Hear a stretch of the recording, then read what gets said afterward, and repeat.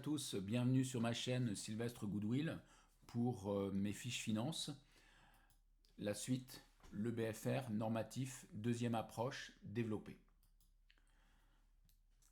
Alors nous avons vu que le BFR normatif pouvait se déterminer à l'aide du tableau suivant qui décompose les postes d'actifs circulants et de passifs circulants en temps d'écoulement et coefficient de structure que nous multiplions l'un par l'autre pour avoir le nombre de jours de chiffre d'affaires hors taxe pour les postes d'actifs circulants et les postes de passifs circulants.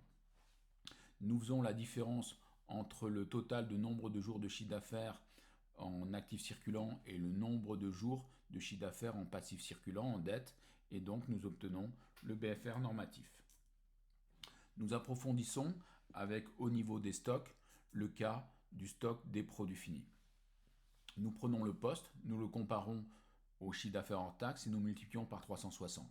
Donc, ce qui nous donne pour le premier ratio stock de produits finis au numérateur x 360 et pour le second au dénominateur le chiffre d'affaires hors taxe.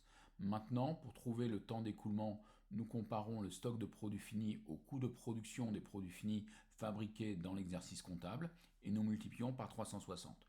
Donc, nous avons le temps d'écoulement et logiquement, pour le coefficient de structure, celui-ci correspond à coût de production des produits finis fabriqués en N sur le chiffre d'affaires hors taxe.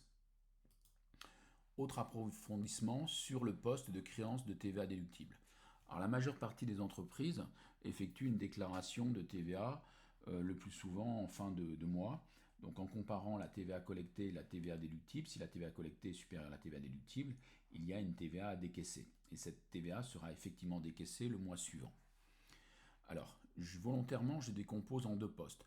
Poste de créance de TVA déductible à la base et poste de dette de TVA collectée.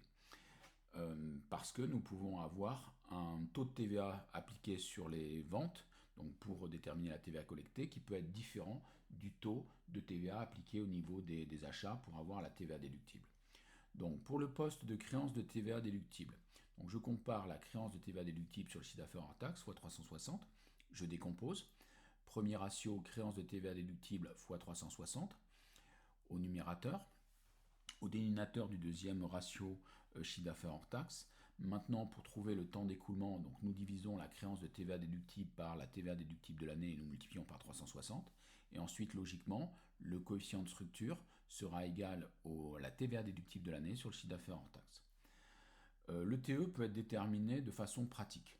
Si je positionne le mois d'activité d'approvisionnement, eh bien le jour 1, en considérant par exemple un jour de liquidation de TVA le 16 du mois suivant, il va y avoir un délai de crédit de 1 pour aller jusqu'au 30e jour, 30 jours.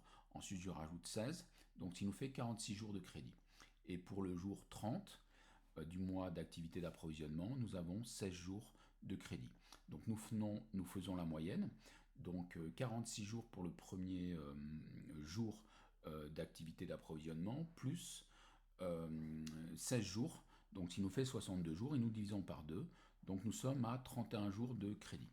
Deuxième façon de procéder, nous pouvons nous positionner au milieu du mois d'activité d'approvisionnement, comme si tous les approvisionnements avaient lieu en moyenne au milieu du mois, et on va jusqu'à la fin du mois, ce qui nous fait 15, et on rajoute les 16 jours dans mon exemple, jusqu'au jour de liquidation, ce qui nous fait 31.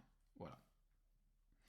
Maintenant, passons au poste de dette de TVA collectée. Donc nous comparons la dette de TVA collectée au chiffre d'affaires hors taxe et nous multiplions par 360. Alors, pour avoir le TE, nous prenons la dette de TVA collectée sur la TVA collectée de l'année, nous multiplions par 360 et donc, logiquement, il n'y a plus qu'à multiplier par le coefficient de structure, à savoir TVA collectée de l'année sur chiffre d'affaires hors taxe.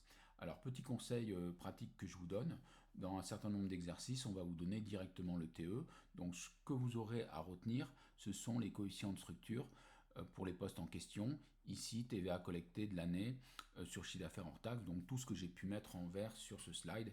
Et il y aura une prochaine vidéo d'approfondissement de cours et puis également sur un cas pratique approfondi. Bon, j'espère que cette vidéo vous a plu. Je vous souhaite une bonne journée, une bonne soirée et je vous dis portez-vous bien, goodwill à toutes et à tous. À bientôt sur ma chaîne. Merci à vous.